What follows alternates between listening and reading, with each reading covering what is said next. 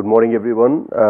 We'll again begin with a new lecture on in this course of solar photovoltaics principles, technologies, and materials. So we'll just do a brief recap of what we did over last few lectures. Last lecture. So in the last lecture, we started learning about generation of carriers in semiconductors and recombination. Generation is basically you create extra carriers in conduction and valence band, and this could be thermal. So you can thermally excite the carriers from valence to conduction band so that you create more electrons in conduction band and holes in valence band, and this requires that your thermal energy is higher than the band gap of the material. Similarly, you can have optical excitation, wherein you throw in a radiation whose wavelength is such that incoming energy is higher than the band gap and it excites the carriers. These are photo generated carriers. So this is photo excitation, and or you can have trap assisted. So these are three major methods of carrier generation, and then you can have carrier generation recombination. So carriers not only in semiconductor, because it's a dynamic process. So not only you generate carrier, you also recombine carrier. So when carrier density becomes very large, then there is a strong push for recombination. So recombination again could be a radiative recombination,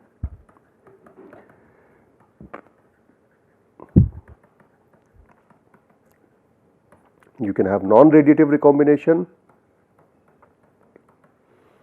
and you can have trap assisted recombination. So these are the methods that we saw. So basically, generation is to create extra carriers, recombination leads to loss of carriers, and because of these two phenomena, in addition to drift and diffusion, there is a net change in carrier concentration in the semiconductor which has to be analyzed, which is what is useful in determining the current in the electrical properties of a semiconductor device. And finally, we were just beginning to do quantification of these recombination generation statistics. So this is what we will take on forward. So basically this is called as recombination generation statistics in semiconductors. So we first define del N by del T, and we say Rg. This is basically time rate of change in electron concentration. So if you recall, we earlier said Ne is electron concentration, Nh or Np was the hole concentration, right? These have been now modified to N and P. So N is electron concentration and P is hole concentration. So this is what we will continue with. So del N by del T is time rate of change of electron concentration due to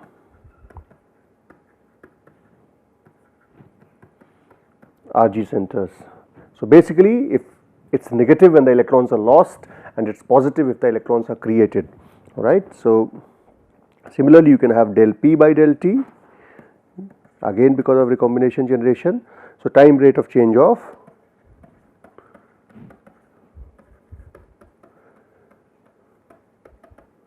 hole concentration, okay, due to Rg centers. So this is where we were at the last. So this is basically, so when electrons or holes are trapped, it's called as capture. So this first term is called as capture, which means carriers are captured, okay, or lost. And then another term is called as emission, which means carriers are created, okay. So these are two terms which are often used in recombination generation statistics jargon. So let's say if we define Nt, small nt, as number of Rg centers per centimeter cube, which are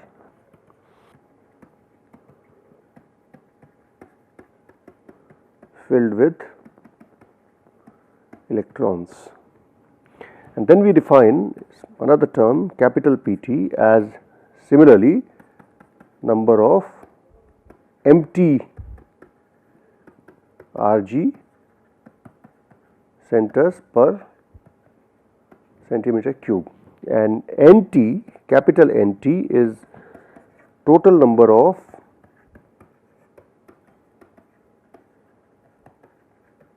RG centers, which is NT plus PT per centimeter cube. All right. So this is the assumption that we start with. Okay.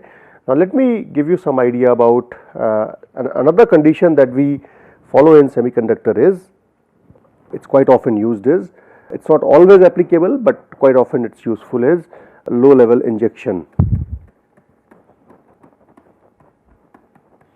And this we will discuss later what this condition is. So you can have a low level condition, you can have a steady state condition.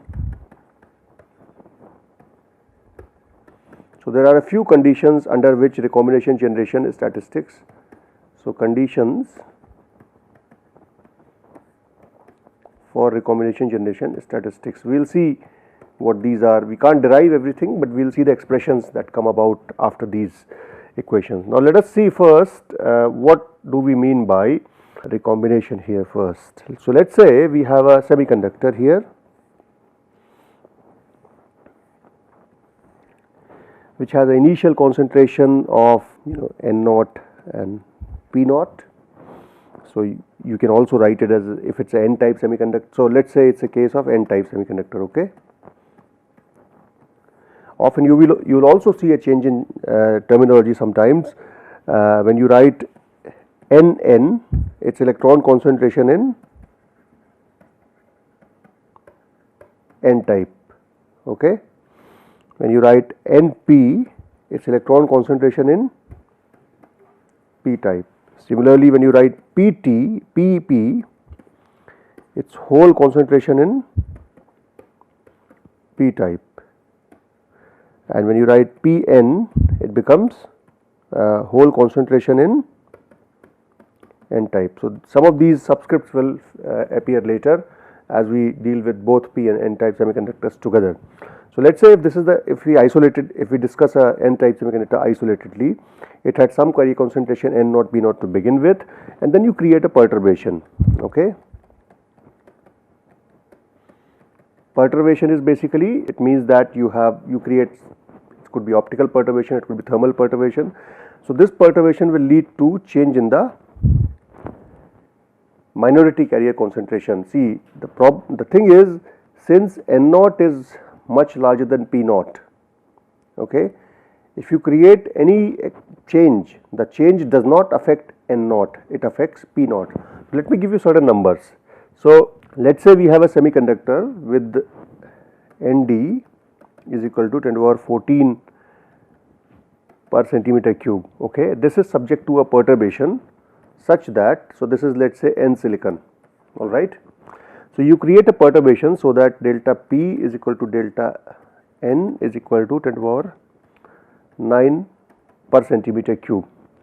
Now we know that if Nd is equal to this much, then N is approximately equal to Nd, which is equal to 10 to the power 14 per centimeter cube. So you can see that since in N type silicon N is the majority carrier, the perturbation is very small. So you can see that delta P or delta N is very small as compared to N, but it is, now if you calculate what is P, P is Ni square divided by Nd, and Ni in this case turns out to be, so this quantity altogether turns out to 10 to the power 6 per centimeter cube.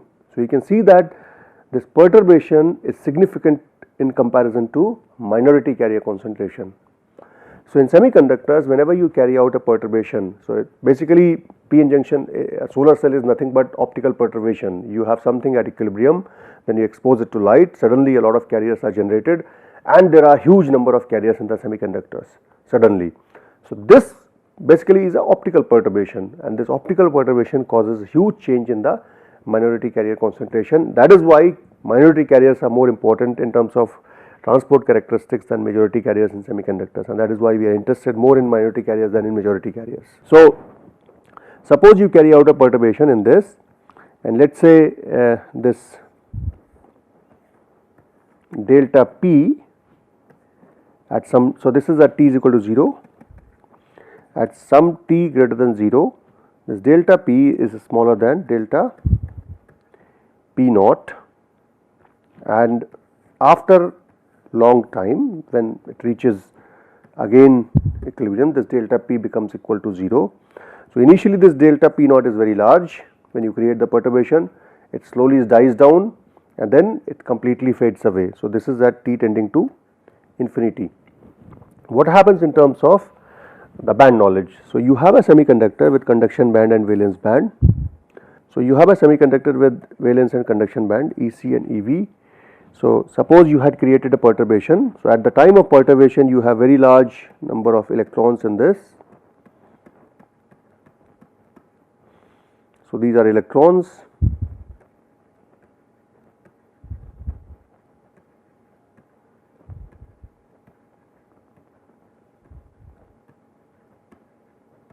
Okay, and you had a few holes here. Okay. And let us say it is a n-type semiconductor. So, Fermi level is closer to conduction band and your trap level is somewhere here. Okay. This is your ET, and this trap level is filled with electrons. Okay. So, what will happen in this case is, so this is, let us say, so you have some electron to begin with P naught, and then these are the extra electrons which are created delta P, which is much larger than n naught. Okay. So, these are some extra you have created as a result of excitation. Now, what will happen in this system is, since this delta P fades away, which means delta P gets, so the electrons from the trap state will come and nullify these carriers if these trap levels are filled. Okay. If this trap level has sufficient number of electrons, these electrons can always come down and nullify the hole, leading to annihilation of holes. And if you have sufficient number of carriers in the conduction band, these will also get filled. Okay, because the electrons from here, if you have sufficient number of electrons in the conduction band, they can always fall back to the trap center without making a much dent in the population of electrons in the conduction band. However, so when you have electron coming from here to here and electrons coming from here to here, the process is such that, so that the trap density at this remains virtually constant. So, whatever electrons leave this energy level to nullify with the holes which were created as a result of perturbation, they will get compensated by electrons falling from the top without making too much dent in the electron population in the conduction band, because electrons are very large in number already. Alright. So, what will happen here is your number of, so basically you can say that change in hole concentration is directly proportional to the number of traps that you have present here. Okay. So, if you have NT number of traps here, it is directly proportional to the number of holes which get annihilated. So, you can write here. So, essentially you can say that basically you can say the greater the number of holes recombining per second,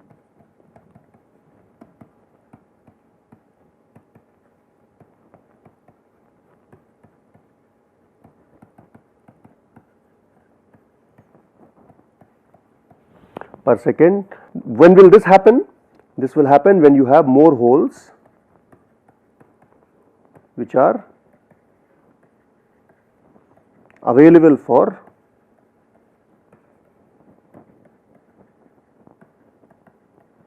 recombination. Okay. So, when you have large number of holes available for recombination, the greater is the recombination rate of these holes, because more and more electron will jump from the trap level to recombine these. So, you can say that since the number of filled RG centers, let us say number of filled RG center is approximately equal to NT, which is these are the small NT, these are the electronic trap centers, and we expect this rate of change of del P by del T Rg to be approximately proportional to Nt, sorry, small nt, not capital Nt, because whatever the electrons are here, they are the ones which are. So, if you do not have electrons here, there will be nothing to recombine. So, if you have, depending upon the number of traps, your recombination rate will proceed. So, essentially you are not saying that all of them will recombine, but it is proportional to the number and recombination. So, basically if you have more the holes, more the electrons will be jumping. So, in some sense the number of holes which are recombining here, they are the rate of those is proportional to number of electrons which are available at the trap level. So, you can say from this let us say, so you can say from this that so this del P by del T, we can say this is Rg, you can have some thermal recombination as well. So, put together this will be equal, this is proportional to small nt and this is equal to minus of Cp Nt delta P, and this is for holes in a n-type material. So, what is Cp? Cp is, as we define it as, it is called as a proportionality constant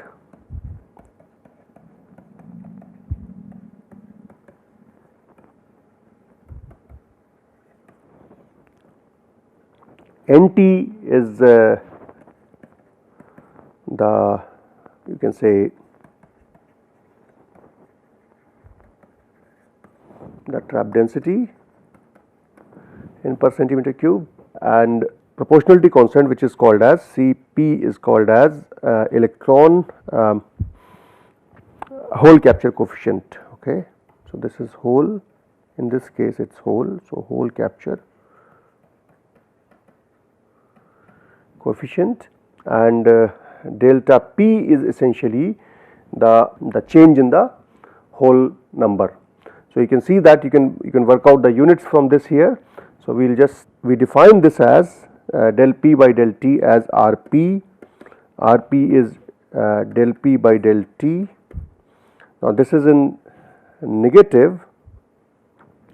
So, what you have here is, you can say Cp Nt into delta P. So, minus sign I have taken here. So, I can define the rate Rp as, if you look at it in more detail, the expression in more detail is as so this is where I have made some shortcut, but in reality the Cp Nt delta P is nothing but Cp Nt P minus Ep Pt, because your electrons are, the holes or electrons are not only getting recombined, they are also getting generated. So, essentially this term is equal to, so this Ep is nothing but hole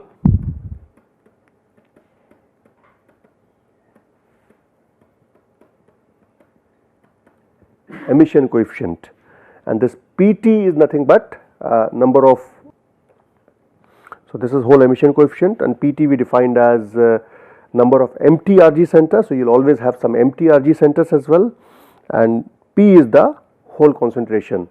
So, essentially what, to simplify, what we have done is we have just taken this as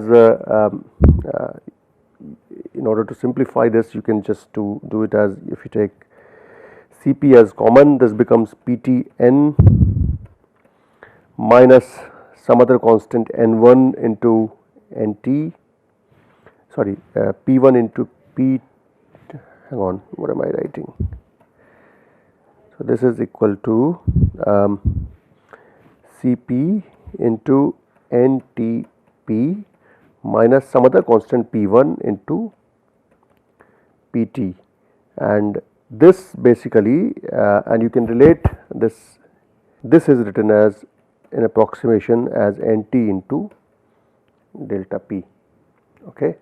So, these are some approximation that you make for these. So, essentially what I am coming to is, you have, if you look at in totality, you have rate of electron change which could happen in p-type semiconductor is minus of del n by del t Rg. This is taken as minus Cn, plus Cn Nt delta n, and Rp is taken as minus of del p by del t Rg. You can also improve thermal here, is equal to plus Cp Nt delta p. So, this is for a n type material, for a p type material, and this is for a n type material. And basically what it means is that both of these correspond to changes in the minority carrier concentration, because perturbations cause major difference to these. They do not dent the majority carrier concentration. So, if you want to calculate Rn for a n type, it would be insignificant. Similarly, Rp for a p type, it would be insignificant. What is significant is the change in the minority carrier concentration when this happens. So, the condition which is followed in this is called as low level injection condition.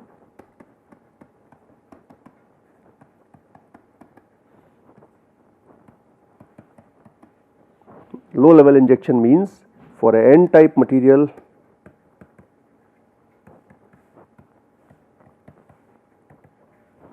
your delta p is much smaller than n naught, and n is equal to n naught. For a p type material, it is other way around, it is delta n which is much smaller than p naught, and p is equal to p naught. Okay, this is called as low level injection. Basically, it just says that whatever the perturbation is, it is small, and the perturbation causes mostly a difference in the minority carrier concentration, not in the majority carrier concentration. So, we have these recombination generation. There is other condition that often prevails is called as steady state conditions.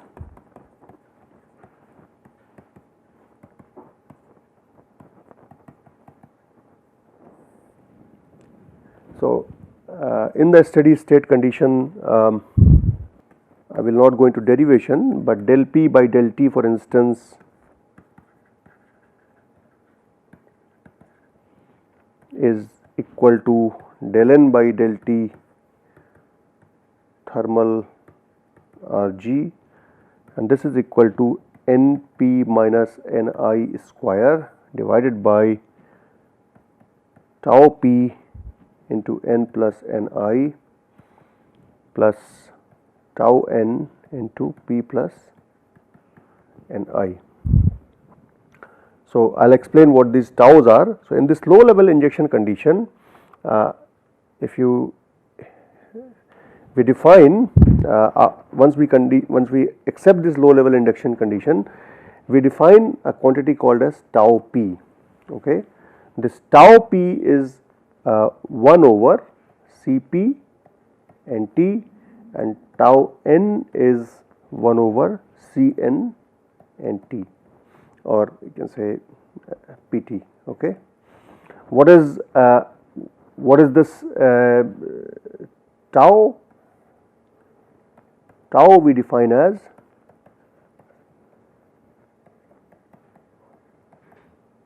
time constant. This is in second. So, you can see from the units here, you're taking this as del n by del t.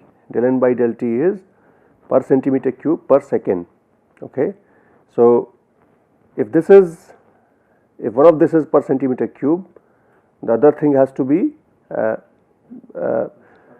so it has to have a unit of per second, all right.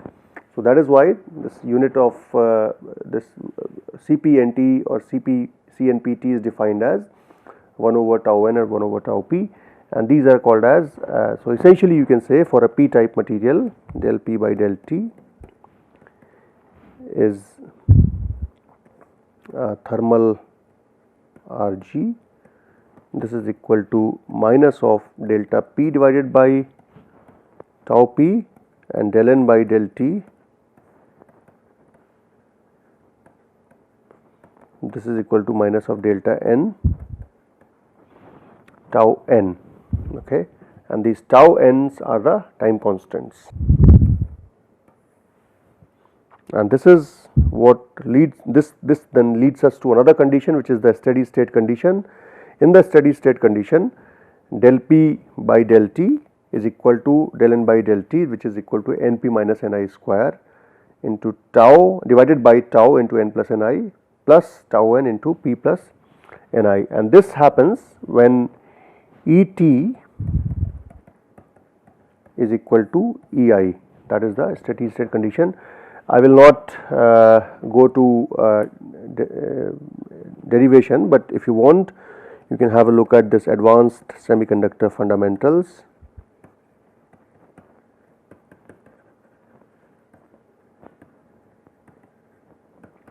Volume 6, okay.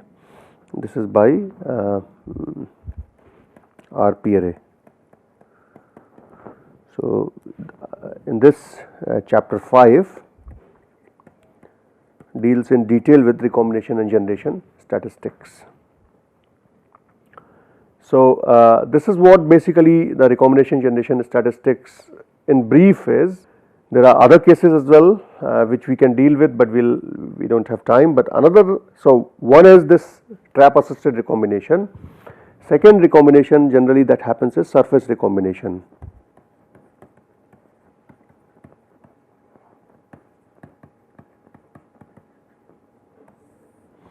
So you can say this low level injection condition is the case 1, and a steady state condition is the case 2, which is when this Et is equal to Ei, and what it also means is that basically Rn is equal to Rp in this case,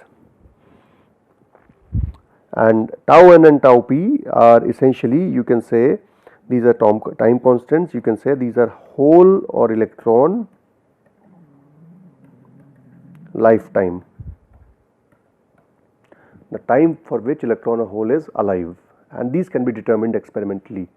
So similarly, so these are the lifetimes of carrier lifetime, as we call them, carrier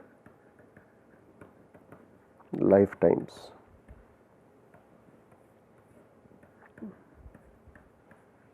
Okay. So these are different conditions that prevail inside semiconductor devices. So now let us go to surface recombination. In the surface recombination, surface is important because every material has a surface. So we are running out of time for this lecture, so we will take up the case of surface recombination in the next class. Okay. Thank you.